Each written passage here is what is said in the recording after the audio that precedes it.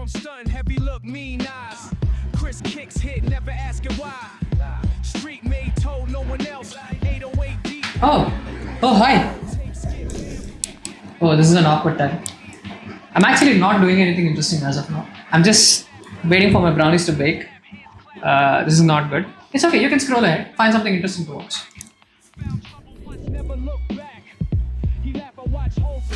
Recipes are a scam. Especially baking recipes. I mean, even after following every step correctly, measuring everything precisely to the gram, how come we all screw it up? Well, that just means recipes suck, right? Not exactly. That just means recipes alone are not enough. We need something more nuanced, something more concrete. We need a breakdown, not the nervous kind. We need to know how each step in the recipe is contributing to the end result, how an ingredient can make or break the recipe, and how can it change the recipe to fit your needs. Well, that's just my opinion. Think about it.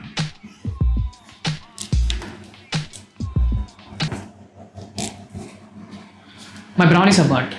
I hope you're happy because I'll have to do this all over again. But that's a good thing because I can properly show you this time. But first I need to show you what a good brownie looks like. Only if we had some. What? I wasn't lying earlier about the burnt ones. I made this yesterday. Look at it! What makes this a good brownie, you ask?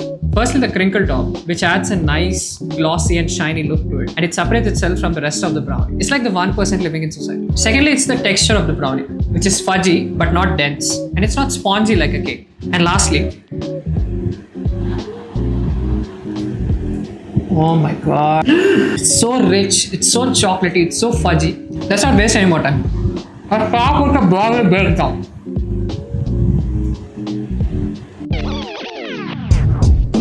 I know what you're thinking looking at this. That's a lot of ingredients. Well, that's because you're looking at it like this and not like this. Much better, isn't it? To make it even more easy, I've divided them into 3 sections. So every brownie recipe starts with 3 ingredients: butter, sugar, and chocolate. I'm gonna add some butter into a pan and brown it to get some more complex flavor notes. Now I'm gonna add brown sugar and white sugar into a blender jar and blend it to get powdered sugar. Why? It's time. You're ready for the crunch point. What's a crunch point?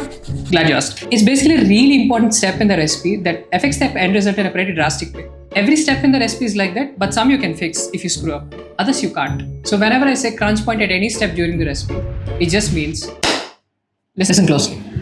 Crunch point! This awesome layer on the top is formed when the sugar is fully dissolved into the batter. That only happens when the sugar is really fine. If you're using either granulated sugar or caster sugar, you can just blend it up, turn it into a powder and then use that. Now we are also adding a bit of brown sugar to add more flavor. It also adds a bit of moisture as well.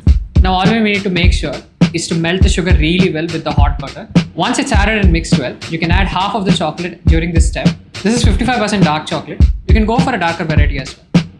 Now that we have whisked it together, let's set it aside to cool before we move on to another crunch point. So the BSC mixture shouldn't be too hot. You can touch the side of the bowl to feel it, or if you're a nerd like me, you can use a thermometer to find it. It should be less than 60 degrees Celsius, otherwise the eggs will scramble when you add them. So first crack the eggs into a separate bowl to remove any eggshells. Now this recipe calls for 110 grams of eggs. Why so specific? So when the batter goes in the oven, the topmost layer of it dries out and forms this really smooth and shiny skin. After it has cooled down, it forms this really nice crinkle on top, which we like. If there is too much or too less moisture in the batter, that won't happen, right? So even after adding your 2 eggs, if it comes out below 110 grams, you can just add a couple of spoons of water into it until it reaches that level. Add some vanilla, and we're gonna add this into the batter, 1 yolk at a time, and keep whisking it to make sure it's incorporated evenly. Once you add the eggs, it'll thicken up a bit more, and that's a good sign, which means we can move on to.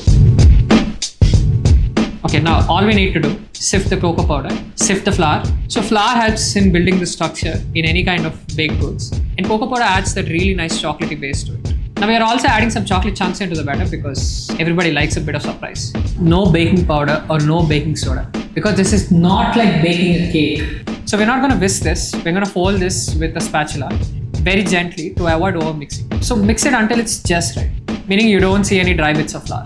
This is ready, yo. Now this goes into a 8x8 inch brownie pan lined with parchment paper with a bit extra on top so it's easier to pull out. Now before we put it in, we'll let the batter rest in for 10 minutes. This gives the sugar more time to get fully absorbed into the batter. In the meanwhile, we can preheat our oven to bake. But which oven? Crunch point. Major crunch point. Like everything you have done so far correctly doesn't matter if you screw this step up, crunch point. So like for most of us, baking is not actually a part of our culture growing up. There's still a lot of misconceptions about it, but these are the two most common ovens found in Indian households. This is a microwave/convection combination oven. This is an OTG, oven toaster grill. For this recipe, you can bake in either one of these, it doesn't matter. But I'm going to be using the OTG today because I'm familiar with this. So there is a bit of a twist with this. So if you're going to be using either one of these, then you're going to need this. This is an oven thermometer. It's probably the best investment I've made in baking. So this is used for monitoring the temperature inside the oven. One of the biggest problems that I faced while baking is not knowing the temperature inside my oven and sometimes heating it up too high or too low, and that ruined the product entirely. Even if you have done every step correctly so far, when it comes to the baking, that's when it's really crucial. So, major crunch point. Place the oven rack in the middle with the thermometer inside, and we're going to heat this to 160 degrees Celsius with both the heating rods on, and we're going to preheat this oven for at least 10 minutes. So after 10 minutes of preheating in the oven, the thermometer reaches 200 degrees Celsius, which is more than what we want. But once you place the brownie batter inside the oven, the temperature drops and it adjusts itself accordingly. Into the oven for 24 to 28 minutes. Keep checking in between to make sure everything is going according to plan. It's not like you can do anything now anyways, but whatever. Once they're baked, the best way to check is to take a toothpick and stick it into the center of the brownies. Unlike cakes, the crumb will be slightly moist, but it should not be like a chocolate sauce where the batter is still raw. So if they're underdone, put it inside the oven and come back again after 2 minutes and check them again. Once it's done, remove it, let it cool completely before cutting into whatever size you prefer. One touch, please.